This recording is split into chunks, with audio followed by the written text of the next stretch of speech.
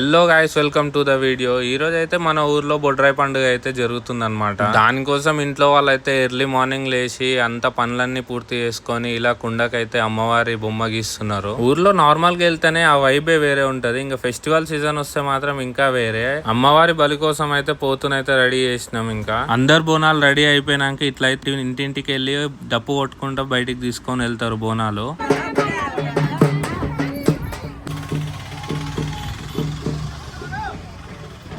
Actual గా అయితే ఈ బొడ్రాయి ఫెస్టివల్ ఇప్పటి నుంచి ఉన్న ఆనవాయితీ ఏం కాదు. కొన్ని వందల సంవత్సరాల నుంచి అయితే గోండు జాతి అని చెప్పే ట్రైబ్ అయితే ఈ పండుగను అయితే ఎక్కువ జరుపుకుంటారు. మధ్యప్రదేశ్, మహారాష్ట్ర అండ్ ఛత్తీస్గఢ్ లో అయితే ఎక్కువ జరుపుకుంటారు. ఊరి నడుబొడ్డుల ఇలా అయితే ఒక రాయిని నెలకొల్పుతారు. ఆ రాయి వచ్చేసి గ్రామ దేవత అని పిలుస్తారు అనమాట.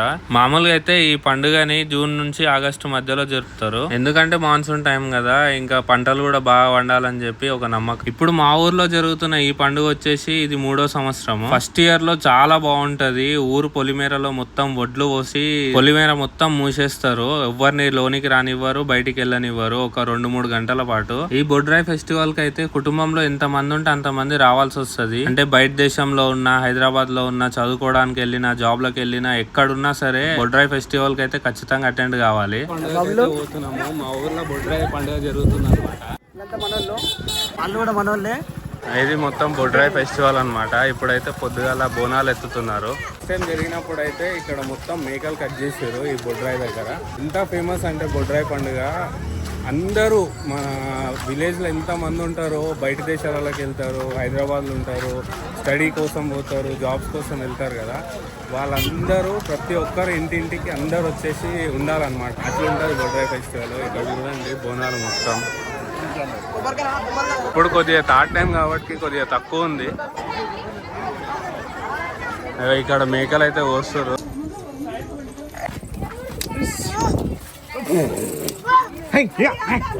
ఇలా బొడ్రాయి దగ్గర అయితే గోండు జాతి వాళ్ళ విగ్రహాలు అయితే పెట్టిరు మా ఊర్లో. కొన్ని ఊర్లలో మాత్రం శివుని విగ్రహం ఒక్కటే పెడతారు.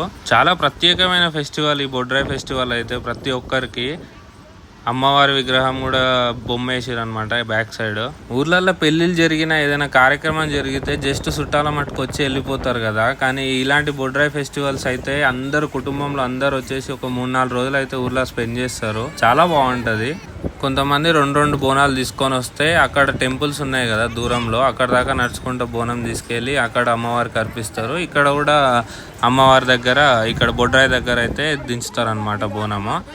ఇదిగోండి ఇక్కడైతే కొబ్బరికాయలు కొడుతున్నారు. That's it for the video. ఈ వీడియో కనుక మీకు నచ్చినట్లయితే please like, comment and share the video. Subscribe చేసుకోవడం మాత్రం మర్చిపోకండి. ఇలాంటి మంచి కంటెంట్ వీడియోలతో మీ ముందుకు వస్తా. బాయ్.